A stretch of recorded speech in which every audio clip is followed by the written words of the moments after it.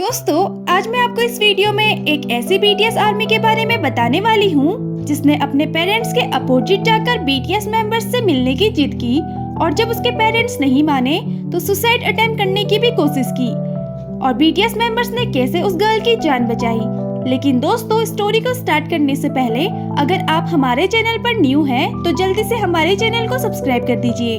मैं इस चैनल पे बीटीएस से रिलेटेड वीडियोस अपलोड करती हूँ, इसीलिए नीचे दिए गए बेल आइकन को भी जरूर से प्रेस कर देना ताकि जब भी मैं वीडियोस अपलोड करूं सबसे पहले आप तक नोटिफिकेशन पहुंच जाए। और साथ ही मेरे वीडियोस के लेटेस्ट अपडेट के लिए आप नीचे दिए ज्वाइन बटन को प्रेस करके हमारे चैनल को ज्वाइन कर सकते हैं। तो चलिए दोस्तों, वीडियो को स्टार्ट करते हैं। साउथ कोरिया के बुसान शहर में एक 15 साल की किम श्याओ श्याओ नाम की लड़की रहती थी। वो बचपन से ही बीटीएस की बहुत बड़ी फैन थी। उसका सपना था कि वो लाइफ में बस एक बार बीटीएस मेंबर्स से मिले।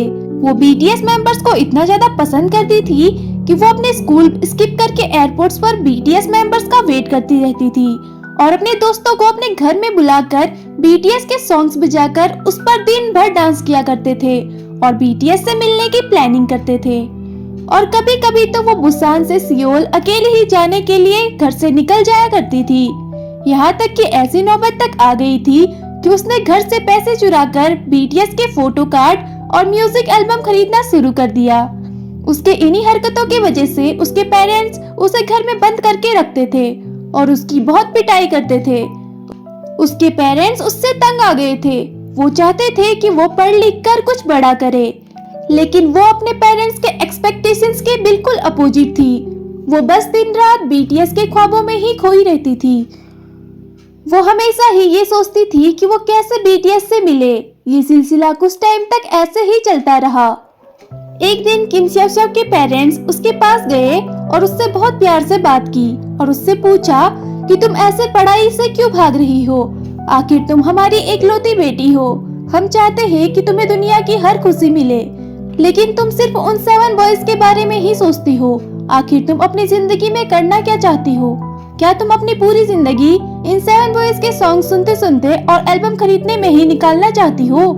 इस पर किम श्याओ श्याओ रोते हुए कहने लगी, मॉम डैड, आप लोग प्लीज मुझे समझने की कोशिश करिए।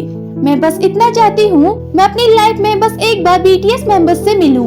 इस पर उसके पेरेंट्स कहते हैं, हम तुम्हें बीटीएस मेंबर्स से मिला देंगे, लेकिन इससे पहले तुम्हें हमारी एक शर्त माननी होगी। इस पर श्याओ श्याओ बहुत ज्यादा खुश हो जाती है और बिना सोचे समझे ही कहती है, मुझे आपकी सारी शर्तें मंजूर है, बस आप मुझे एक बार बीटीएस से मिलने की परमिशन दे दीजिए। उसके पेरेंट्स कहते हैं, हम तुमको बीटीएस फैन साइन अटेंड कराने सियोल लेकर जाएंगे, लेकिन वहाँ से वापस आने के बाद तुमको एक गुड गर्ल के जैसे बिहेव करना पड़ेगा और अपना सारा फोकस सिर्फ अपने स्टडीज पर ही लगाना पड़ेगा।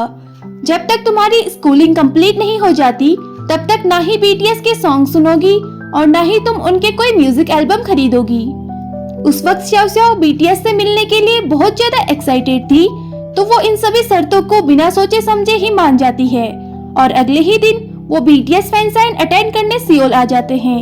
उसी फैन साइन में एक लकी आर्मी को बीटीएस के साथ डिनर पे जाने का मौका मिलने वाला था और कुछ गेम्स खेलकर श्याओ श्याओ विनर बन जाती है और उसको बीटीएस मेंबर्स के साथ डिनर पे जाने का मौका मिलता है।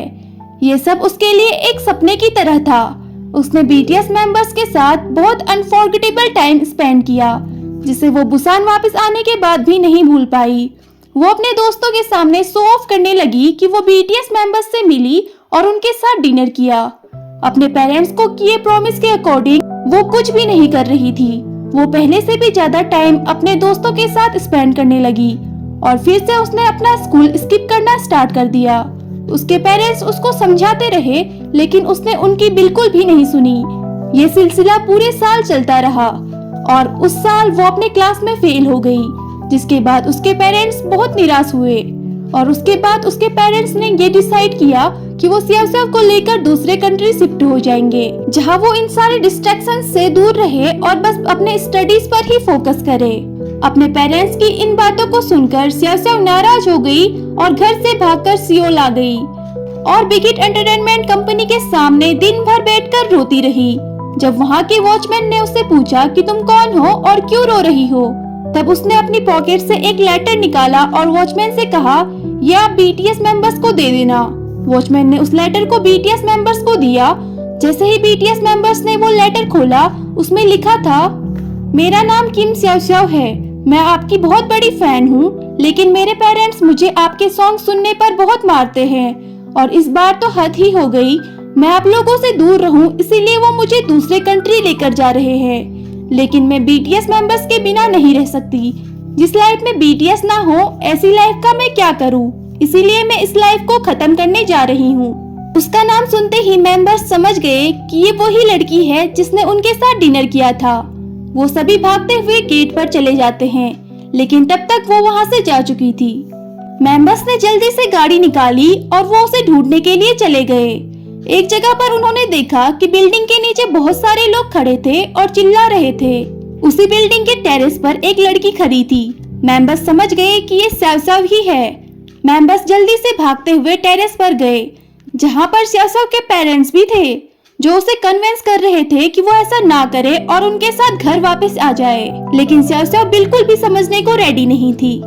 फिर सभी मेंबर्स ने कहा, अगर तुम हमको सच में अपना आइडल मानती हो तो नीचे आ जाओ। ये सुनकर वो नीचे उतर गई और बहुत रोने लगी। फिर बीटीएस मेंबर्स ने उसके पेरेंट्स से पूछा कि ये ऐसा क्यों कर रही है। फिर उसके पेरेंट्स ने बीटीएस मेंबर्स को सारी बातें बताई कि कैसे वो अपना स्कूल स्किप करके बीटीएस मेंबर्स का सॉन्ग सुनती रहती है और इस बार तो वो क्लास में फेल भी हो गई है। ये सुनकर मेंबर्स ने उसे बहुत समझाया कि उसे ऐसा नहीं करना चाहिए और कहा, तुम हमसे बस एक आइडल के जैसे ही प्यार करो, तुम्हें हमारे लिए अपनी लाइफ खराब नहीं करनी चाहिए। और मेंबर्स ने कहा, अगर वो ऐसा करेगी तो बीटीएस पर भी लोग तरह तरह के सवाल उठाएंगे। इस पर स्याओ स्याओ ने कहा कि प्लीज ऐसा मत कहो, मैं आपसे ऐसा कुछ भी नहीं करूंगी जिससे मेरे आइडल्स और मेरे पेरेंट्स का सर झुके। उस दिन के बाद स्याओ स्याओ रोज स्कूल जाने लगी और वो अपने क्लास में फर्स्ट भी आई। मेंबर्स को जब भी टाइम मिलता था वो स्याओ स्याओ से मिलने बुसान जाया करते थे। अब उसके पेरेंट्स भी उससे काफी खुश रहने लगे। दोस्तों, भले ही ये एक काल्पनिक यानी कि फिक्शनल स्टोरी है, लेकिन आज के टाइम पे इंडिया में भी ऐसा देखा गया कि बहुत सारी लड़कियां बीटीएस को मिलने के लिए घर से निकल जाती है। उनसे मेरी बस यही गुजारिश है कि हम अपने आइडल्स को एक आइडल के जैसे ही लव करें, ना कि अपने पेरेंट्स का दिल दुखाकर घर से भाग जाने जैसी हरकतें करें। इससे न सिर्फ हमारे पेरेंट्स को बल्कि हमारे आइडल्स को भी इफेक्ट होगा। तो दोस्तों, अगर आपको वीडियो अच्छी लगी हो तो वीडियो को लाइक करके ज्यादा से ज्यादा अपने आर्मी फ्रेंड्स के साथ शेयर कर दीजिए और चैनल को सब्सक्राइब करना बिल्कुल भी मत भूलना और कमेंट में बताना कि आपको स्टोरी कैसी लगी।